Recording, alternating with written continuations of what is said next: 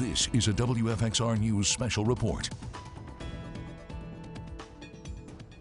We've been following breaking news this morning out of Charlottesville all morning long. 3 people are dead, 2 others injured after a shooting on the campus of UVA. Now, authorities are still looking for Christopher Jones Jr.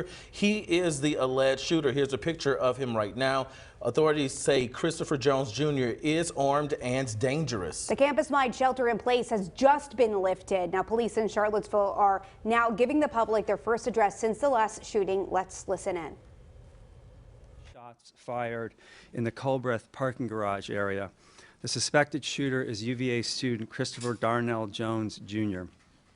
Upon arrival at the scene, University police encountered several victims of gunshot wounds.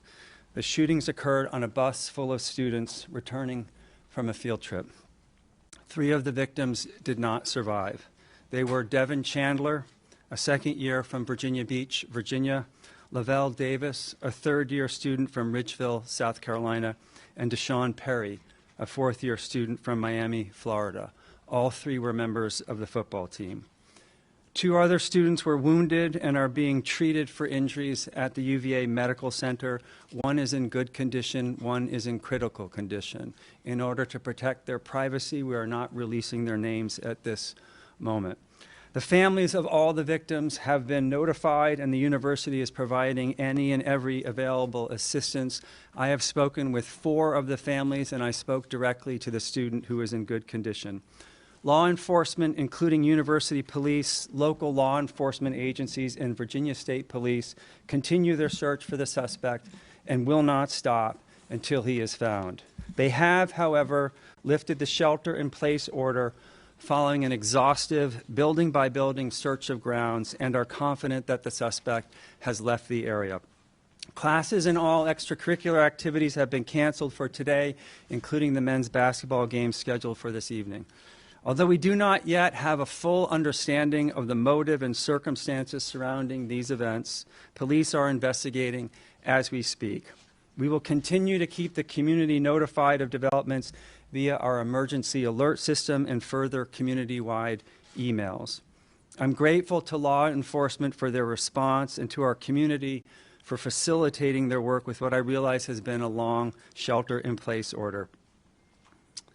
This is an unimaginably sad day for our community. The entire university community is grieving this morning. My heart is broken for the victims and their families and for all those who knew and loved them, and they are all in my prayers. As I've said before, when I see our students, I see my own kids. And I cannot imagine anything worse for a parent than to lose a child.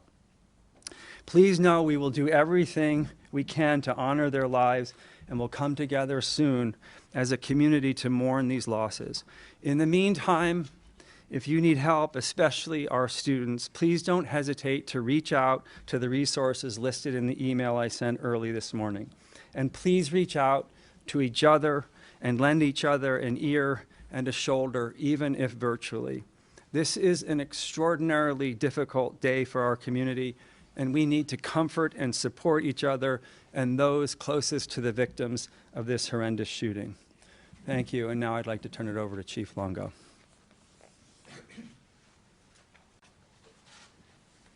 Thank you, President Ryan.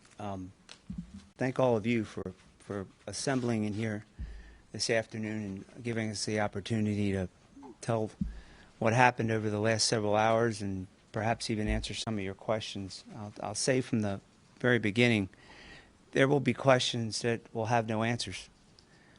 And it's not because I don't want to tell you, it's because we just don't know. So I hope you'll be patient with that and trust that when we do know, you'll know. This has been an incredibly long evening, very tragic circumstances for our university community, for the city of Charlottesville, the county of Albemarle, the Commonwealth.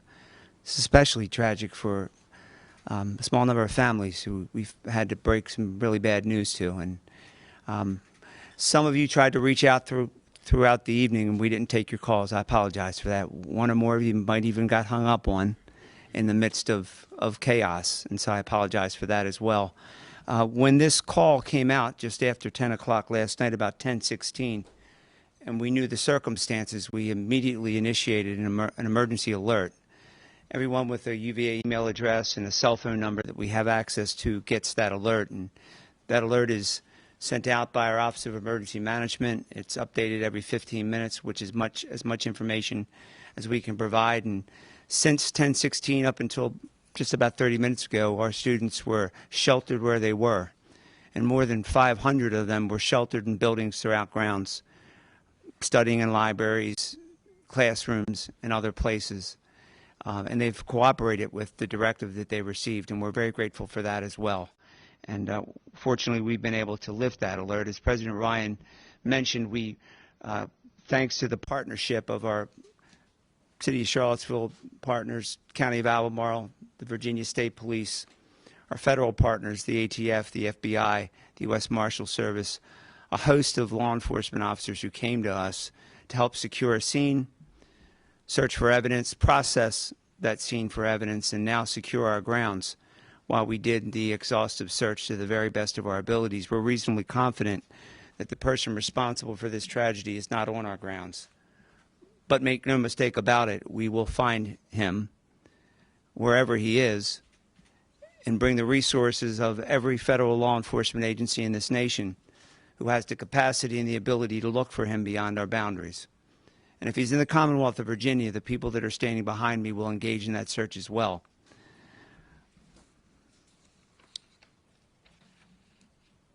The bodies of Devin and Deshaun, as President Ryan indicated, were found inside a charter bus where they had been for the day, enjoying a school activity, having a meal together, and coming back to our grounds. And someone amongst them chose to do an act of violence.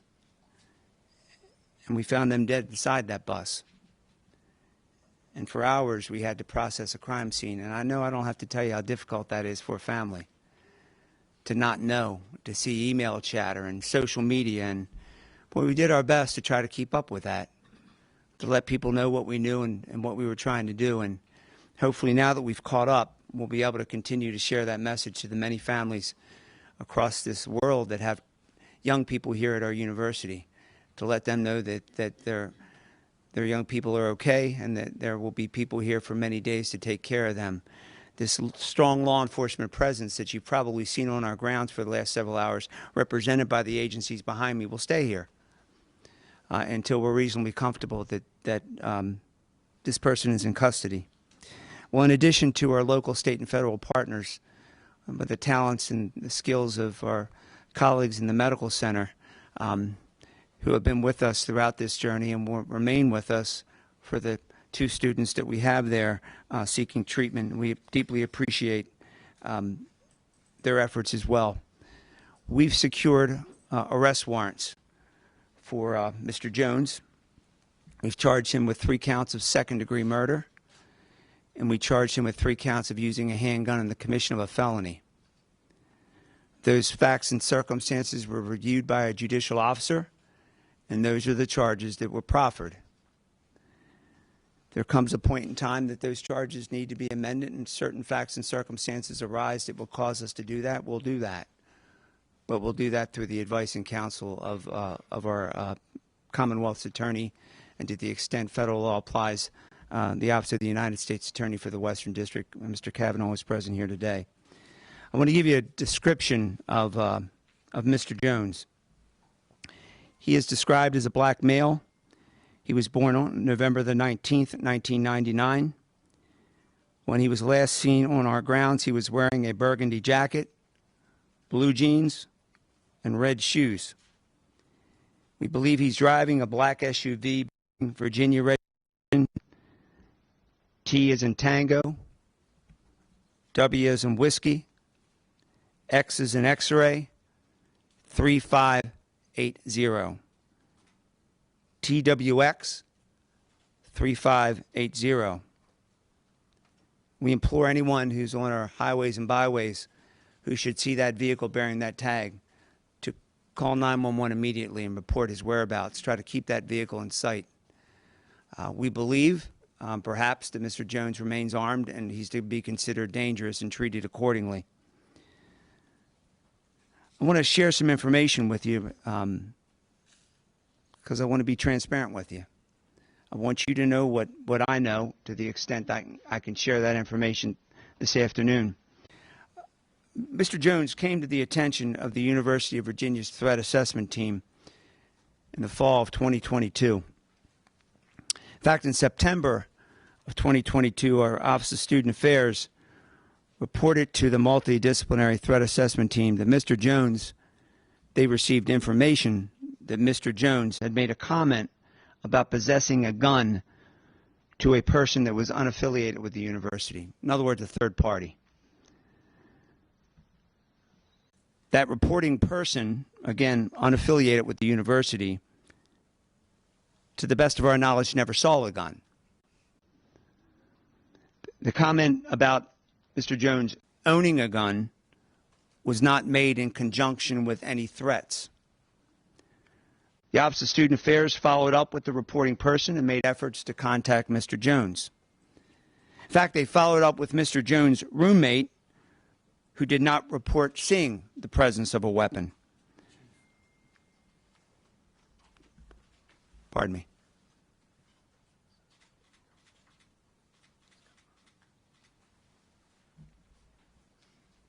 Thank you, Captain. We just received information the suspect is in custody.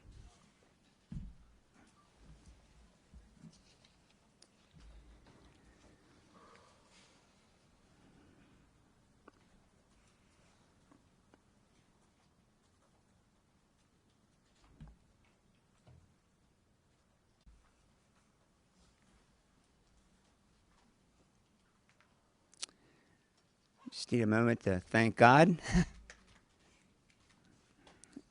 Breathe a sigh of relief. Mr. Jones also had come to the attention of our threat assessment team because he was involved in a hazing investigation of some sort. I don't know the facts and circumstances of that investigation. I know that it was eventually closed due to witnesses that would not cooperate with the process. But through the course of the threat assessment team's investigation, we learned of a prior criminal incident involving a concealed weapon violation that occurred outside the city of Charlottesville in February of 2021. What's interesting about that case is he's required as a student at the University of Virginia to report that, and he never did.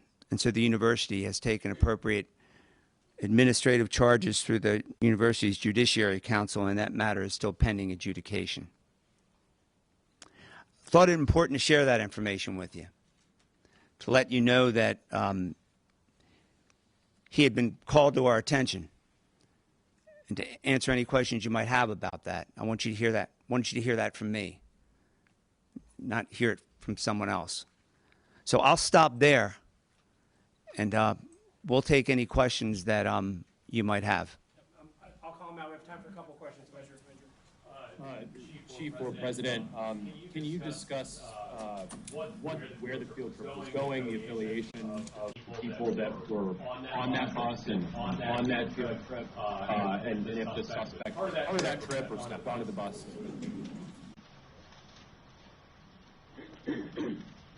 Thank you for the question. The information we have at this time is that the field trip was associated with a class, and the individuals that have been named were part of that trip to see a play.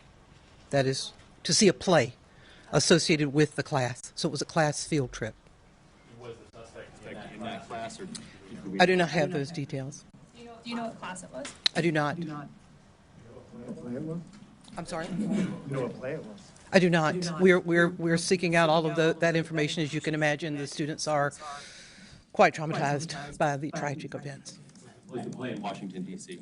I do not have the exact location. We are finalizing all of that. The three victims who died were football players.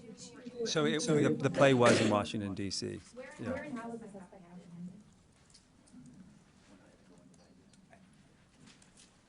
I have not been shared that information yet, and it will come a point in time when we will share that information, I'm sure, but now is not the most appropriate time.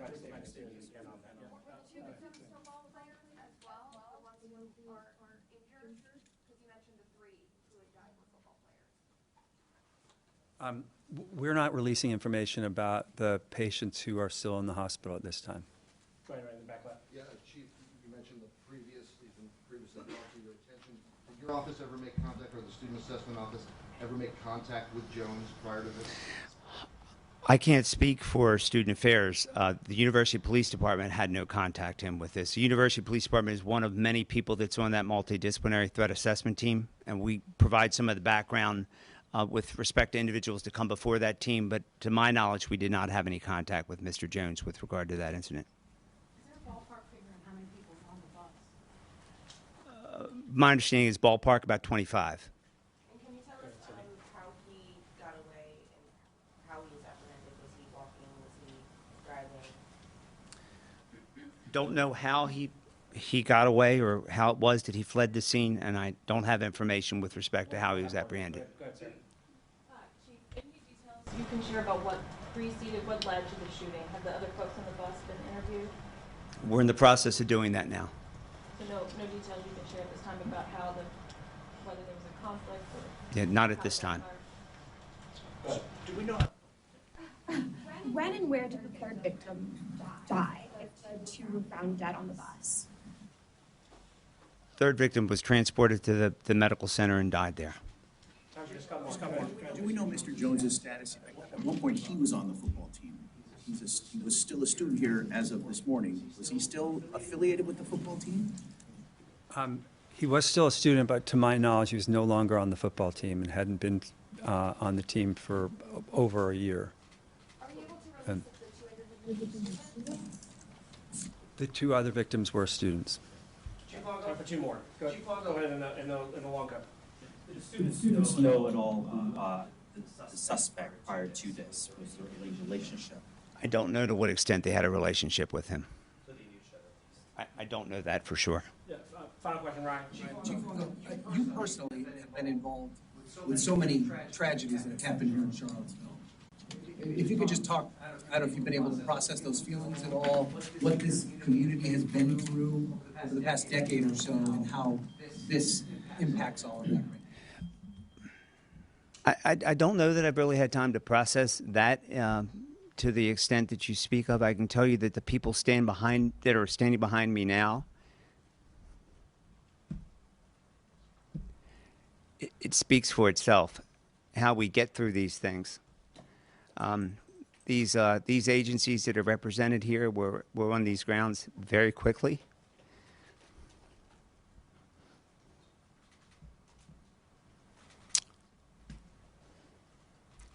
I'll try to do better next time.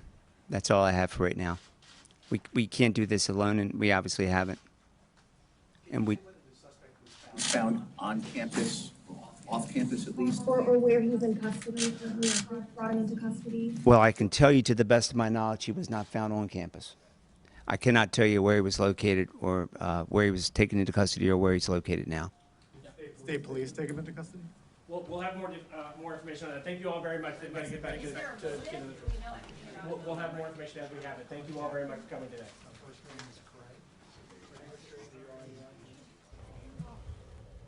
And you've been listening to a press conference. That last person there, that was Chief Tim Longo of UVA Police Department giving the latest. And as you saw right in the middle of that press conference, he was alerted that the suspect, Christopher Jones Jr., is in fact now in custody. Yeah, and there's a lot to unpack from this special report, from this press conference. As you mentioned, Amanda, the suspect is now in custody, so there's no longer a threat to the community in Charlottesville over at UVA. But something else that we kind of need to unpack is the names of the three victims who were confirmed killed in this incident. The first one was Lavelle Davis Jr., the second, Deshaun Perry, and the third, Devin Chandler, all of whom were players on UVA's football team. And the university also updating us on the other two students who were also hurt in this incident, saying they are both in the hospital, one of whom is in good condition. The other, however, is in critical condition right now.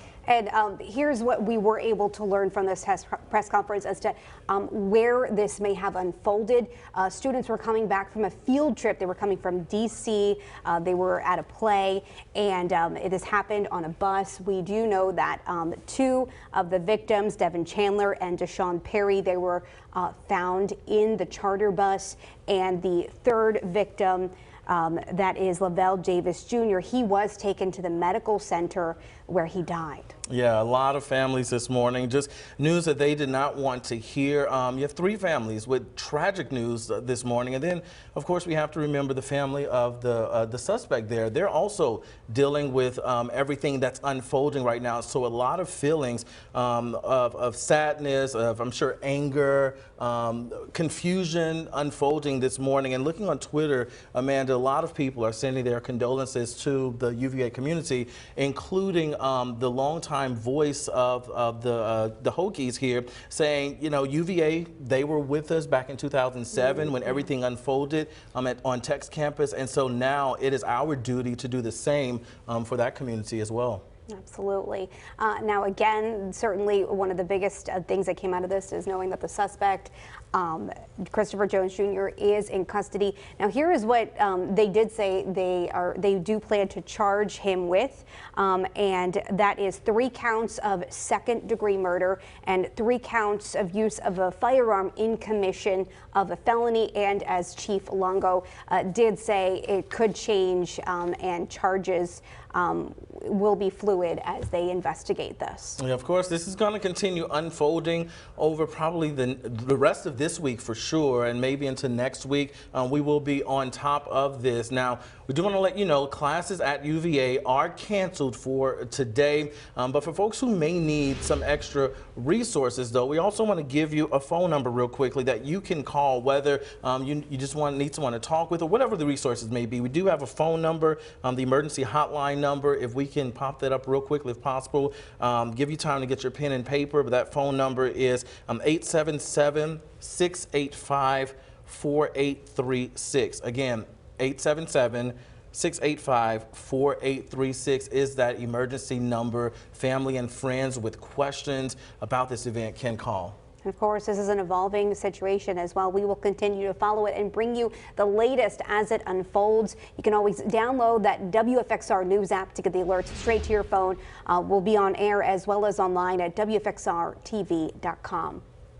This has been a WFXR News Special Report. Stay tuned for the latest on WFXR News at noon.